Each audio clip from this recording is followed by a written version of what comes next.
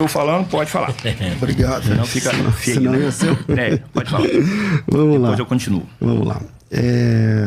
Você diz assim, esse texto foi uma interpolação da Bíblia X, porque primeiro e último é um título que é de Jesus, enquanto que o Alfa e o Ômega e tal enquanto ali está falando daquele que está sentado no trono de Jeová. Bom, acontece que não é bem assim. Vamos lá. Em Isaías 44, versículo 6, está escrito assim: assim diz Jeová, Rei de Israel, seu Redentor. A palavra ali é Goel, e essa Redentor também Jesus é Redentor, né? Jeová dos exércitos, eu sou o primeiro e o último, além de mim não há Deus. Eu sou o primeiro e o último, além de mim não há Deus. Apocalipse 2:8 diz assim: ao anjo da igreja de Esmirna escreve, essas coisas diz o primeiro e o último, que esteve morto e tornou a viver. Exato. Lá em Isaías 44:6, o primeiro e o último é o Pai, é Jeová. Sim. Jeová Deus. Em Apocalipse 2:8, o primeiro e o último é Jesus, Sim. que morreu e tornou a viver. Quantos primeiros e quantos últimos tem na Bíblia? Então, como esses debates são previsíveis, então tá aqui, ó, para o público ver, ó. Texto de Isaías e o texto de Apocalipse. Então, quantos primeiros e últimos tem? Vamos lá. O senhor conhece o professor Euler Lopes, não conhece? Conhece, né? Pessoalmente, não. Não, mas conhece. Não Então, conheço. Sim, conheço de ouvir saber falar. dele, né? Ele é professor de hermenêutica e ele, uma vez num programa do Isaías Navi, ele falou, o Isaías Navi perguntou assim: professor Euler, nós podemos pegar um texto e fazer uma hermenêutica torta para tentar dizer o que o texto diz da maneira como nós queremos e não o que o texto diz? Ele falou, pode. E isso é um perigo. E ele falou, existe uma sigla dentro da hermenêutica que é a sigla OICA. O-I-C-A. Aí ele fala, O de observação, I de interpretação, C de correlação, A de aplicação. Aí ele falou, na correlação são textos correlatos, que foi o que o senhor fez. Primeiro e último em Isaías, primeiro e último em Apocalipse. Aí ele diz, se os assuntos não forem o mesmo, quem faz isso comete uma heresia. E foi o que o senhor fez. Por quê? O senhor deveria aprender, ou com ele ou com outro, o que é OICA. Correlacionar um texto com o outro. Os assuntos são os mesmos? Só um momentinho. O senhor disse que o seu debate seria sem ofensa. Mas dizer que cometeu uma heresia... O senhor deveria aprender. Está sendo ad hominem, está sendo pessoal. Acho que o senhor tem que se ater na interpretação do texto. Sim, mas se faz uma heresia e age de forma errada, eu estou explicando. Então. Se eu fui... pareceu ser agressivo... Está sendo agressivo. Sim. Não, então... Eu preciso dizer... Então, senhor, por favor... faça uma exegese mais clara para o senhor ver que o que eu estou falando está correto. Em primeiro lugar... Posso concluir? Que assim, ou vai cortar o meu raciocínio? É que assim, eu falo 1 minuto, o senhor fala 5, mas tudo bem, pode, fica à vontade. Fala quantos minutos o senhor quiser. Eu não é isso, é porque o senhor fez a aplicação de 2 textos, eu estou querendo explicar.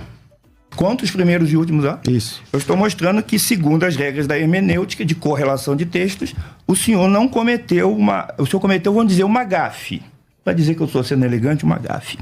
Porque o que o texto diz aqui? A palavra não seria bem essa. Seria, o senhor queria dizer uma exegese, não uma exegese. Então vamos lá. Da pessoa fazer uma exegese não significa que ela é um herege, ela cometeu um equívoco. Mas quem disse isso não foi eu, foi o professor Euler Lopes. Então, eu estou citando o que ele falou. Só devia examinar melhor o que ele disse. Então tá bom. Então vamos lá. Isaías 44, o senhor disse o versículo 6, mas eu vou ler até o 8. Assim diz Jeová, tradução brasileira, Rei de Israel e o seu Redentor, Jeová dos exércitos. Eu sou o primeiro e o último, fora de mim não há Deus. Quem como eu proclama desde que estabeleci o antigo povo? E me anuncia e expõe as coisas vindouras que hão de suceder. Anuncie-nas. Vós não vos espanteis nem temais. Acaso não te fiz ouvir há muito tempo? Não te anunciei? Vós sois as minhas testemunhas. Porventura não há outro Deus fora de mim? Não há rocha. Não conheço nenhuma. Qual é o contexto aqui? Jeová estava dizendo para a nação de Israel que ele era o Deus deles e nenhum Deus à volta deles, isso tratava-se dos deuses da Babilônia, está falando nenhum deles. Eu sou o vosso Redentor, eu vou tirar vocês lá da Babilônia. Este é o contexto de capítulo 4, versículos 6 ao 8 de Isaías. Então, por que Jeová disse que ele era o primeiro e o último? Ele estava comparando a ele com os deuses da nação que tinha aprisionado-los. Bom, vamos lá. Não concluí. Agora eu vou dizer o porquê. O senhor quer dar um seminário ao invés do debate? Não, o senhor me fez uma pergunta e não quer deixar eu dar a resposta? Não, eu fiz uma pergunta simples, mas o senhor vem com o negócio de Ioica, de Euler não sei o quê e tal, fugindo do tema. Não estou fugindo do tema. Então eu fiz uma pergunta clara. Eu fiz uma pergunta clara. No Antigo Testamento, Isaías 44, Jeová Deus diz, eu sou o primeiro e o último. O que significa primeiro? Que antes dele não existe outro. O que significa último? Significa que depois de Jeová, Deus nenhum se formou. Isso é último. Se Jesus veio a ser Deus depois de Jeová, então Jesus é o último. Jesus é o último. Então, sem fugir do assunto. Não estou fugindo. Direto no ponto. Sem citar, não sei o quê. Vamos lá. Quantos últimos existem? Não, se Jeová Deus é o último, e você diz que Jesus virou Deus depois de Jeová, então Jesus é o último. Eu não então, disse que Jesus virou Deus depois de Jeová. Você disse que ele se tornou Deus. Jesus é um Deus que veio depois. Se a pergunta é clara, direta, e eu queria que o senhor trabalhasse o texto bíblico sem firula, né? Isaías 44:6, eu sou o primeiro e o último. Apocalipse 2:8, disse Jesus, essas coisas diz o primeiro e o último. Quantos primeiros e últimos existem? Não vai dizer nada que ele disse que eu estou fazendo firula? Eu penso que o senhor... Então tá bom. Deixa eu dizer uma coisa. Como mediador, deixa-me dizer, o senhor monopoliza o tempo. Não. Bom, eu sou mediador.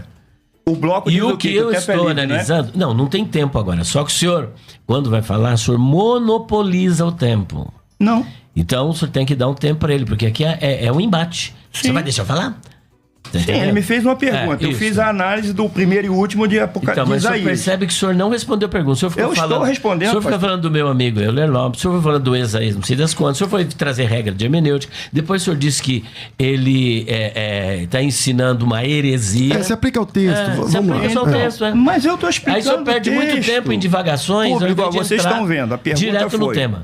Quantos primeiros e últimos existem? Porque Apocalipse diz que Jesus é o primeiro e o último, e Isaías diz que Jeová é o primeiro e o último. Eu expliquei por que Jeová era o primeiro e o último em Apocalipse. Agora eu vou explicar por que a sua exegese está errada.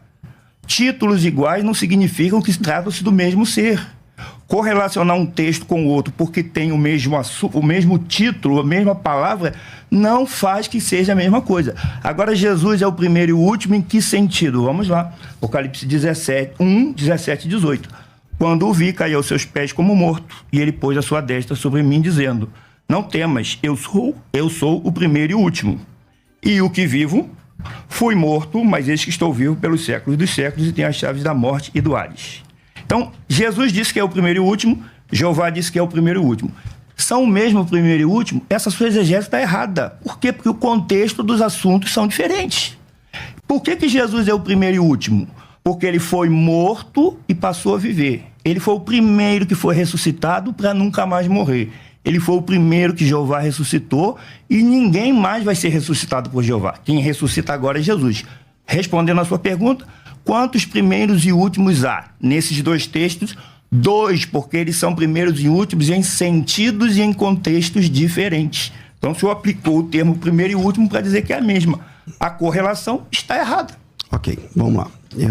Acho que qualquer pessoa que está ouvindo esse programa, inclusive os Testemunhos de Jeová, entenderam a pergunta e ele está dizendo agora que tem 2 últimos, né? Se Jeová Deus é o primeiro e último, como Deus, conforme você trabalhou lá no texto de Isaías, né? Divindade e tal, ele é o primeiro e o último. Jesus, ele é coexistente com Jeová desde o princípio? Eu sei que essa palavra não se aplica à divindade, porque princípio é uma questão temporal e Deus é fora do tempo. Mas a minha pergunta é, se Jesus se torna Deus, então Jeová não é mais o último, porque ele disse que ele é o primeiro e o último Deus. Fora dele não há Deus nenhum. Deus nenhum se formou. Quando é que Jesus passa a se tornar Deus na sua concepção bíblica? Bom, então vamos lá. Voltando ao texto aqui de Isaías 44:6, vou ler novamente. Assim diz Jeová, Rei de Israel e o seu Redentor, Jeová dos Exércitos. Eu sou o primeiro e sou o último. Fora de mim não há Deus. Em que sentido ele é o primeiro e o último? Com relação àqueles que as nações acreditavam serem deuses. Nenhum daqueles deuses do Egito, da Babilônia, da Síria, nenhum deles, Jeová falou, eles não se comparam a mim, neste sentido. Isso é o que o contexto está tratando. Não tem nada a ver com Apocalipse, porque Jesus não está dizendo que ele é o primeiro e o último e fora dele não há Deus. Ele está dizendo que é o primeiro e o último. Minha pergunta dessa vez não tem a ver com Apocalipse, que não ressuscitou. Tá? Minha pergunta não tem a ver com Apocalipse. Eu vou repetir a pergunta que talvez você não tenha entendido. Sim. A pergunta é, se o texto de Isaías está dizendo que fora de Jeová Deus não há outro e que ele é o primeiro e o último, esquece Apocalipse, lá já não deu. Se você ele é o primeiro e o último... E fora dele não há Deus. E fora dele não há Deus, Jesus... é Jeová, é Deus. Não, você diz que Jesus é Deus, mas não como Jeová. Ok.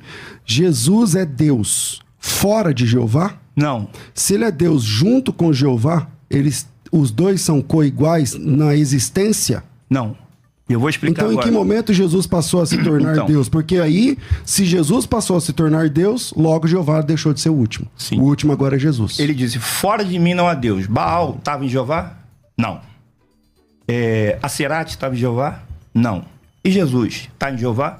Tá. Eu vou voltar à explicação lá do Apocalipse 17:3, quando ele diz assim, e a vida eterna é esta, que conheçam a ti como o único Deus verdadeiro, monon alethenon theon, e a palavra monon, ela significa único, sozinho, sem ajuda, sem companhia. Então ele está dizendo, Jeová é Deus verdadeiro, sem ajuda, sem companhia, sem ninguém junto dele.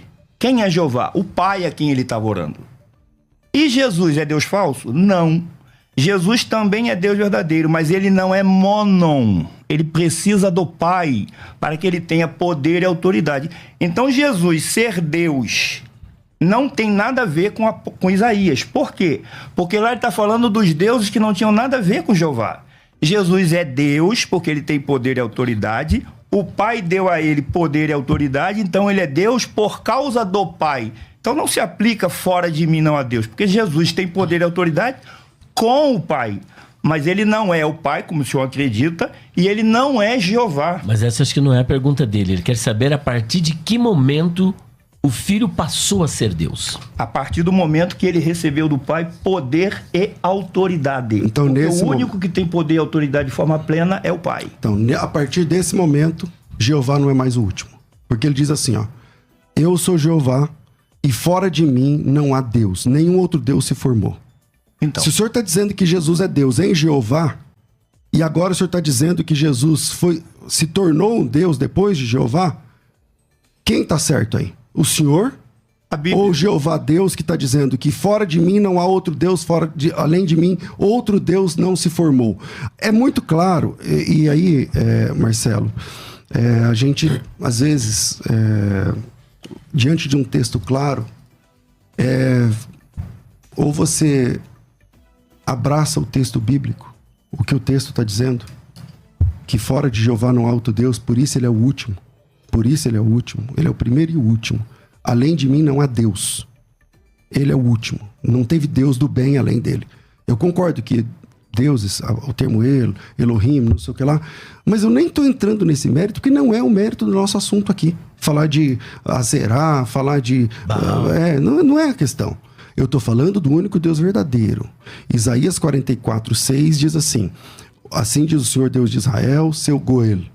Goel é Redentor. Uhum. Rei de Israel é um título usado para Jesus Cristo no Novo Testamento. Sim. Redentor é um título usado para Jesus Cristo no Novo Testamento. Kyrios, que verte como Senhor, é um título usado, é um nome usado para Jesus Cristo no Novo Testamento. Tudo isso aqui está mostrando Sim. Cristo. Eu sou o primeiro e eu sou o último. Eu li o texto lá em Apocalipse capítulo 2, onde Jesus Cristo usa esse mesmo texto.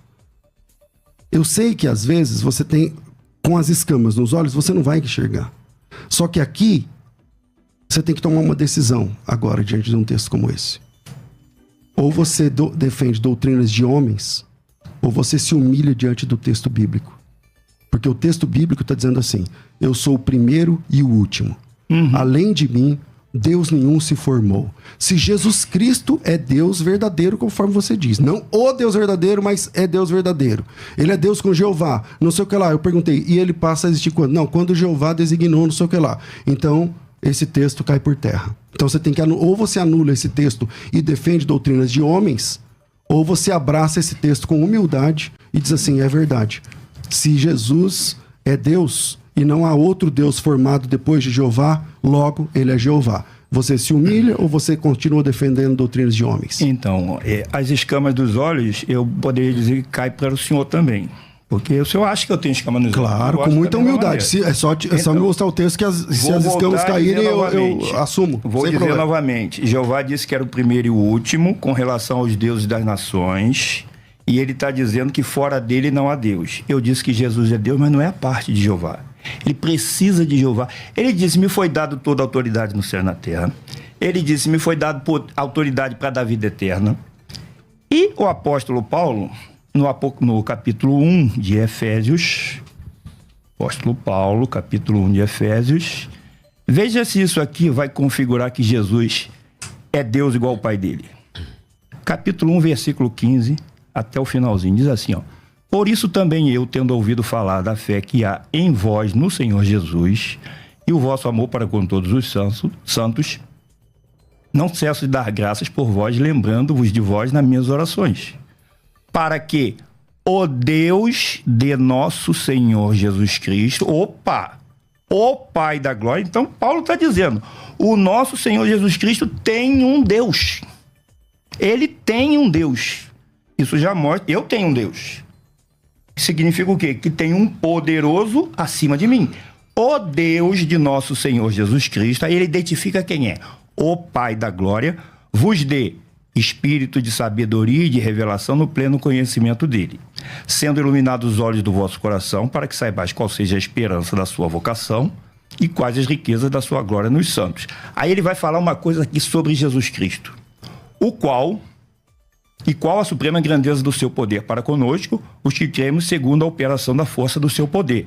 Aí ele fala do Pai, ó, que ele operou em Cristo, ressuscitando dos mortos e fazendo-se assentar à sua direita nos céus. Se Jesus fosse Jeová, o Pai não precisava fazer nada disso. Ele já estaria nessa posição. Então ele é colocado nesta posição. Aí ele diz, ó, muito acima de todo principado e autoridade, poder e domínio de todo nome que se nomeia, não só neste século, mas também no vindouro. E sujeitou todas as coisas debaixo dos seus pés. Se Jesus fosse o próprio Jeová, por que o Pai sujeitou todas as coisas debaixo dos pés? Ele já teria isso sujeito. Eu só vou concluir aqui os versículos finais. E para ser o cabeça de todas as coisas, o deu à igreja, o qual é o seu corpo, complemento daquilo que cumpre tudo em todos. Então o apóstolo Paulo, o senhor vai se render ao que o apóstolo Paulo disse, claro, que Jesus tem um Deus, que Jesus foi colocado por esse Deus. É por isso que eu disse que ele é Deus com o Pai. Fora de Jeová não há Deus. Jesus é Deus com o Pai, não fora do Pai. Nisso concordamos. A pergunta volta. Acabou o debate. O senhor concordou que Jesus é submisso ao Pai. Acabou. Então acabou. Não, vamos concluir. Estou falando que acabou o debate porque o senhor admitiu. Então vamos lá. Eu não vou agir com cinismo contigo, assim como o senhor está fazendo. Então pode ad hominem, pastor? Vamos novamente. Não vai ter repreensão? A mim o senhor repreendeu. Cinismo? Ô, Marcelo, pode me repreender à vontade. Não tem problema nenhum. Pode me chamar de cínico. Fique à vontade. Tá bom, então vamos lá. É típico. Então, vamos lá. Eu apresentei essa palavra forte, que parece que você ficou ofendido. Não. Porque você disse, não, então assim acabou o debate, isso é cinismo. Isso é cinismo, tá certo? Então, eu não tratei você assim aqui. Eu dei 2 perguntas pra você que você não tem saído até agora, por isso você tá tremendo. Eu? Só que... Quem mudou o tema do debate na hora foi o senhor. Quem tremeu foi o senhor. Só que mesmo assim... Não, eu tô aqui defendendo Jesus e Jeová. Quero o tema antigo. Jesus é Jeová. Não é. Então, vamos lá. Continua. Vamos aqui pro texto. As testemunhas de Jeová, elas são conhecidas por negar a divindade de Jesus Cristo. O tema não é as testemunhas de Jeová, tá, pastor? Mas eu quero falar isso agora, nesse momento. Fique à vontade. Quero só deixar pro público. Se machucar, depois aí você me fala. Uhum. As testemunhas de Jeová são conhecidas no mundo por pregar, né, que Jesus Cristo não é Deus e tal, tudo mais. Só que lá em Filipenses capítulo 2, versículo 9, tem um texto que isso, querendo as testemunhas de Jeová ou não, querendo o Marcelo ou não, querendo qualquer testemunho de Jeová ou não. A Bíblia diz assim, pelo que também Deus o exaltou, está falando de Cristo, sobremaneira. Ele deu um nome que está acima de todo nome, para que ao nome de Jesus se dobre todo o joelho dos que estão no céu, na terra e debaixo da terra. E toda língua, até a do Marcelo. Perdão, qual é o texto que o senhor está lendo que eu não acompanhei? Filipenses 2, Eu fui em Colossenses 9 até o 11. Para que ao nome de Jesus se dobre todo o joelho nos céus, na terra, debaixo da terra, e toda língua confesse que Jesus Cristo é Kyrios, que Jesus Cristo é Senhor. As testemunhas de Jeová alteraram o Novo Testamento mais de 200 vezes, interpolando o nome Jeová em vários textos onde aparece a palavra Kyrios. Salvo engano, 4 ocorrências eles fazem isso na palavra Theos, que é lá em Apocalipse capítulo 19, no Aleluia. Mas todas as vezes que aparece Jeová no Novo Testamento, na versão das testemunhas de Jeová, na verdade, na vida real, lá no texto original, no texto grego, é a palavra Kyrios. E parece que a gente já tem que encerrar, eu acho que foi muito bom esse debate, que em Filipenses capítulo 2, versículo 9, querendo as TJs ou não, querendo o Marcelo ou não, com todo o respeito que ele me merece, a Bíblia diz, Marcelo, que um dia o seu joelho vai se dobrar. E que um dia a sua língua vai confessar que Jesus Cristo é Kyrios, para a glória de Deus, o Pai. Isso querendo TJ ou não, mas Kyrios, não sei o que, é discutível, seja como for. Um dia, o seu joelho e o joelho de toda TJ vai se dobrar e a sua língua, e a língua de toda testemunha de Jeová, há de confessar que Jesus é Kyrios, que Jesus é Senhor.